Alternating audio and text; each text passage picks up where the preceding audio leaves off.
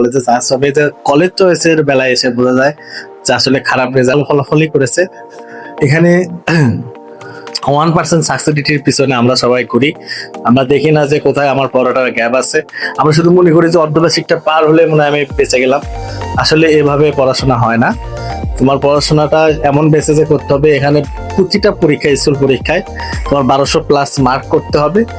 দেন তুমি হচ্ছে ফাইনাল পরীক্ষা ভালো করবে এবং এসএসসিতে ভালো করবা, ঠিক আছে?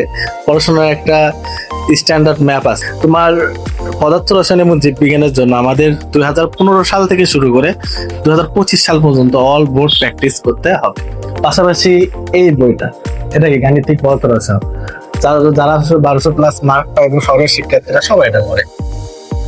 আচ্ছা, গাপ্ত শিক্ষার্থী পড়ে না, পড়ে না, চান্সও পায় না, ভবিষ্যতে এভাবে নষ্ট করে একদিকে যে এদিকে যাচ্ছে। এখানে পড়ে কিভাবে আমাদের গ্রাম্য এলাকাগুলো, শুধু গাবতলী না, অল উপজেলায় যে শিক্ষার্থীরা কোথায় পড়ে, হ্যাঁ এখানে আমার তাহলে পড়তে হবে। আসলে কোন শিক্ষক ভালো পড়ায়, সেখানে আমার পড়া লাগবে কিনা, সেটা সবচেয়ে বড় জরুরি, ঠিক আছে?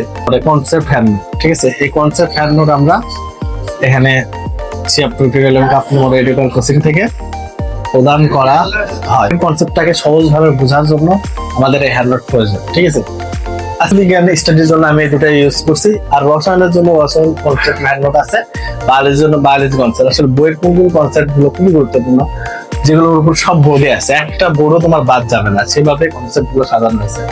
তাহলে এভাবে তোমাদের সায়েন্স বিভাগে যারা পড়ো তাদের পড়াশোনাটা করতে হবে, ঠিক আছে?